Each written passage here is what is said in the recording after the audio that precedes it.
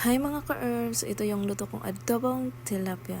So kanina pumunta ako kay na mama no, kasi namitas ako ng mga pananim niyang pwede natin ipanghalo mamaya sa ating luluto. Next, naghahanap na naman ako dito ng talong. Maliliit pa ng talong pero okay na rin to.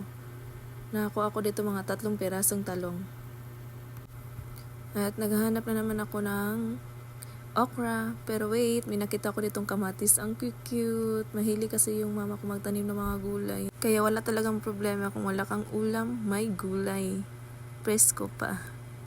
Kaka-harvest lang kasi ng ate ko kanina. Kaya ito na lang yung mga natira. Yung iba kasi hindi pa pwede. 3 piraso na naman ang nakuha kong okra. Tagta-3 lang.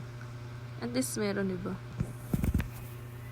Tcharan! Ito na lahat ng mga gulay na nakuha ko at nakatipid pa ako. Pagkatapos ay naghiwa na ako ng mga bawang dito mga ka-herbs. So yan na, ready to cook. Magpapainit muna tayo ng mantika.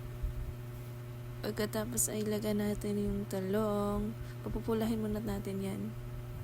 Hintayin natin siyang pumula, no?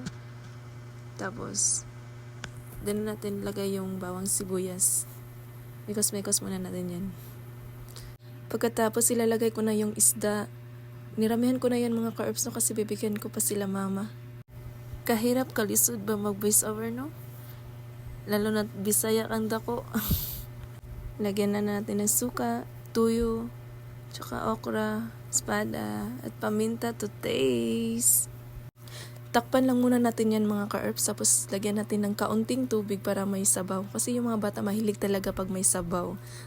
Naglagay na rin ako dyan mga pangpalasa. Malapit na maluto mga ka-herbs at ako'y takam na. So okay na to. Sa susunod na lang yung diet mga ka-herbs at mapaparami ako ng kain ito. Tara mga ka-herbs, kain muna tayo. Thank you for watching.